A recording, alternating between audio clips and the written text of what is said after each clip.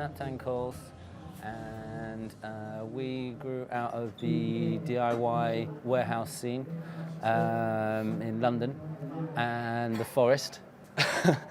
And we kind of try to make kind of fast rock and roll the hardest way.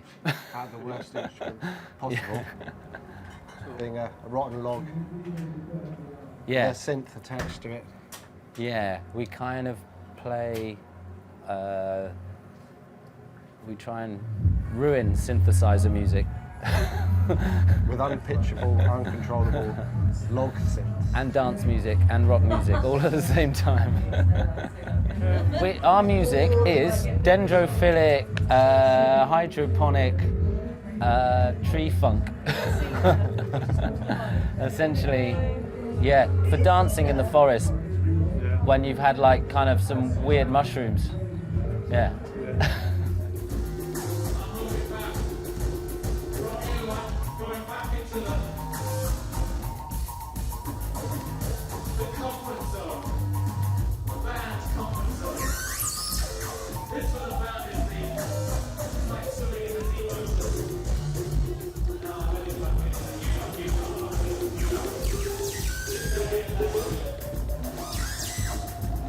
We take on these costumes that are related to the pagan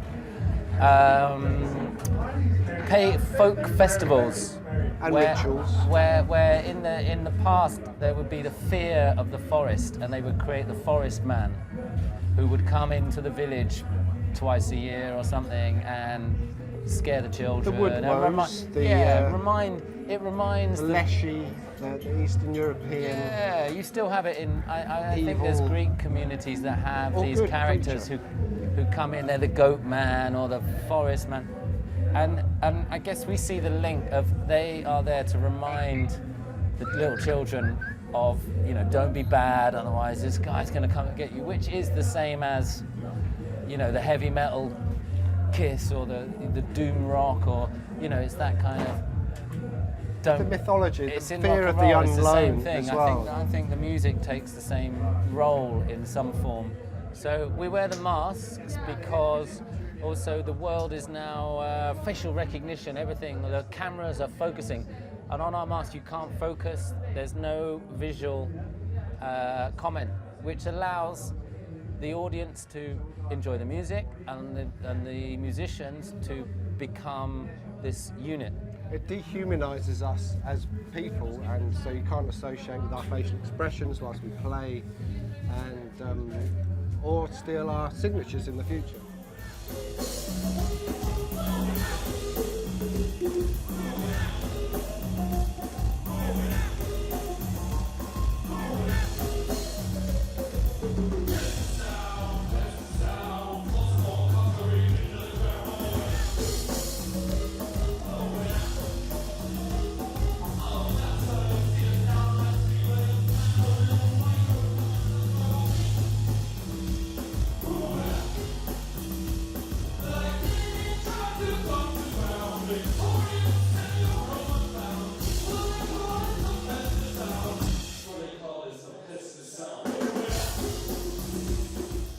Is this a political statement and an environmental statement that comes out through the music? And the answer is, of course, it has to be.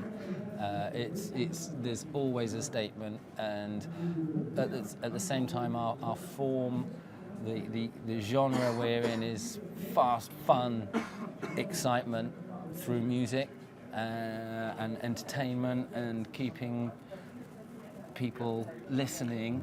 And we tell little stories within that involve a kind of politics. We're not a radical forest organisation yet, but we're building up to create the radical forest music scene. Our first album was based on living in the forest and losing that environment because the borders were getting chopped down, and then the second album, again, we moved to the city because the forest was getting smaller and smaller, and then again our warehouses and environments where we rehearsed and performed and lived were also getting knocked down in the same way. So it's all about protecting our environment and whatever that is, and it's getting smaller and smaller.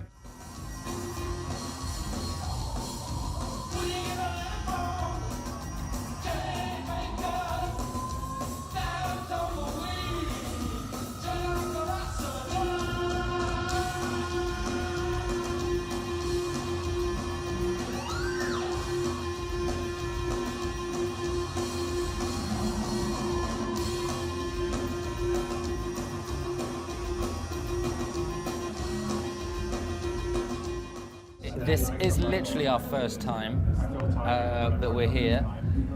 We haven't really seen many trees yet, but we need to see some of the trees, maybe the old olive trees, and then maybe if you've got any new forests that have been planted, we're kind of keen to see those. And then also, there's a little bit of development going on, people trying to protect that, which is interesting and should be fought for as well. Yeah, we'd like to come back. Yeah, again because Plisskën Festival has a winter one. This is the winter one, isn't it? So we are in the winter. It's quite warm here compared to where we're from. And then there's a summer one. So maybe if maybe we could ask when we come back for the summer one.